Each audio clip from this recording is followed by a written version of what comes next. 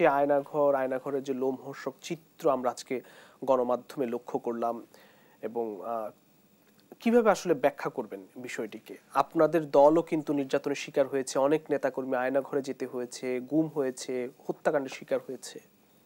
আমি বিলম্বে হলেও ধন্যবাদ জানাচ্ছি আমাদের মাননীয় প্রধান উপদেষ্টাকে,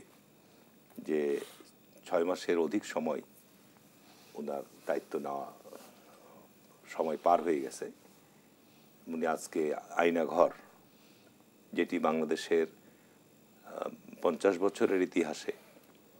এই ধরনের নজিরবিহীন ঘটনা অতীতে কোনো সরকারের আমলে আমরা শুনি নাই, যেটা এদেশের রাজনীতিবিদ, এদেশের ব্যবসায়ী, এদেশের সকল সেক্টরের মানুষকেই কিন্তু আতঙ্কিত করত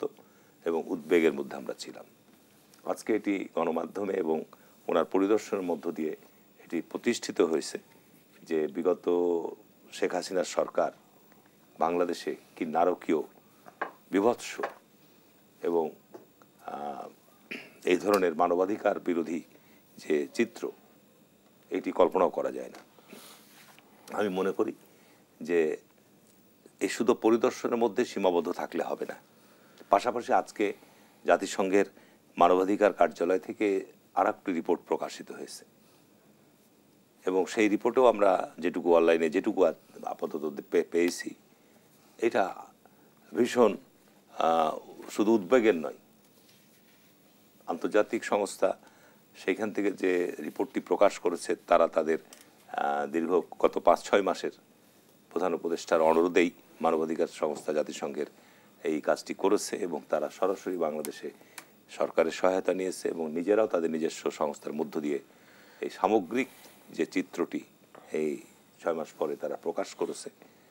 তো এইটির আজকে প্রতিষ্ঠিত যে আওয়ামী লীগের মতো একটা রাজনৈতিক দল তাদের ক্ষমতাকে কুক্ষিগত করার জন্যে, ক্ষমতায় থাকার জন্যে কি নির্বিচারে এদেশের মানুষকে শুধু হত্যাই করে ক্ষান্ত হয়নি, তারা মানুষকে গুম করেছে, তারা মানুষের মধ্যে ব্যাপক বৈষম্যের শিকার করেছে, এবং সর্বশেষ ব্যর্থ হওয়ার পর, এত গণহত্যা চালানোর পরও তারা দেশ ছেড়ে চলে গেছে। আপনার নিশ্চয়ই মনে আছে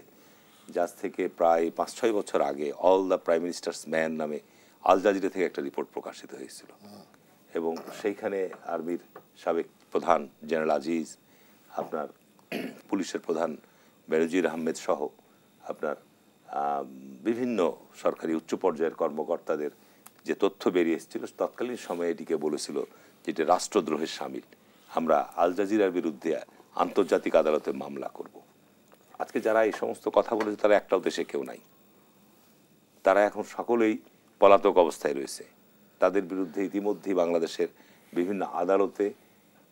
গণহত্যা চালানো এবং দেশের সম্পদ লুটপাট করার মামলা পর্যন্ত হয়েছে। আমি প্রধান উপদেষ্টার কাছে আহ্বান জানাবো যে বাংলাদেশের মানুষ যুদ্ধ করে দেশটাকে স্বাধীন করেছে, এবং এদেশের গণতন্ত্র বারবার হোঁচট খেয়েছে। গণতন্ত্রের যাত্রা আমরা কখনোই সুষ্ঠুভাবে এগিয়ে যেতে পারিনি। আমি প্রধান উপদেষ্টার কাছে বিশেষভাবে অনুরোধ করব যে এই যে ব্যাপক গণহত্যা, এই গণহত্যার মধ্য দিয়ে যে অন্তর্বর্তীকালীন সরকারের উপর একটা গুরুত্বপূর্ণ দায়িত্ব অর্পিত হয়েছে, শুধু পরিদর্শন বা এই সমস্ত রিপোর্টের মধ্য দিয়ে কিন্তু দেশ এবং জাতির মধ্যে স্বস্তি ফিরে আসবে না, বা দেশ জাতিকে ভবিষ্যতে সত্যিকার অর্থেই আমাদের যে আকাঙ্ক্ষা, আমাদের যে প্রত্যাশা, একটি গণতান্ত্রিক একটি সুশাসনের দেশ হিসাবে আমরা যে বিনির্মাণ করতে চাই, সেই ক্ষেত্রে এই অপরাধের সাথে শেখ হাসিনা পার দল শুধু তার জড়িত ছিল না, এর সাথে বাংলাদেশের যারা কুলাঙ্গার, যারা আমি মনে করি যে সেনাবাহিনীর একটা অংশ, আপনার পুলিশ, বিচার বিভাগ থেকে শুরু করে প্রশাসন থেকে শুরু করে যারা তাদের নিজেদের স্বার্থের জন্যে এত বড় অপরাধ যারা করেছে, এই ধরনের মানবাধিকার লঙ্ঘন, দেশের মানুষের ভোটাধিকার হরণ থেকে শুরু করে এই রাষ্ট্রটিকে একটি অকার্যকর এবং একটা ধ্বংসস্তূপের জায়গায় নিয়ে গেছিল, তাদের বিরুদ্ধে কার্যকর আইনি পদক্ষেপ। আপনার লোক দেখানো কোনো শুধু পরিদর্শন বা লোক দেখানো শুধু এই সমস্ত বিষয়ে বিবৃতির মধ্য দিয়ে সীমাবদ্ধ থাকলে সত্যিকার অর্থে আমাদের যে রক্তদান, আমাদের যে এত মানুষের প্রাণহানি দীর্ঘগত 15-16 বছর যাবৎ, এইটি সফল হবে তখনই যখন সত্যিকার অর্থে শুধু রাজনীতিবিদ নয়, এর সাথে এই সুবিধাভোগী অর্থাৎ চোর এবং চোরের যারা সহযোগী ছিল, খুন এবং খুনের যারা সহযোগী ছিল, রাষ্ট্রকে যারা ধ্বংস করার জায়গায় নিয়ে গেছে, এই ব্যক্তিগুলোর সাথে যে সেক্টরের হোক না কেন, এই সাহসিকতার সাথে যদি আমাদের অন্তর্বর্তীকালীন সরকারের প্রধান এই ভূমিকা এবং দায়িত্বকে দৃঢ়তার সাথে এগিয়ে নিয়ে যায়, এদেশের মানুষ তাকে ইতিহাসের স্বর্ণাক্ষরে লিখে রাখবে।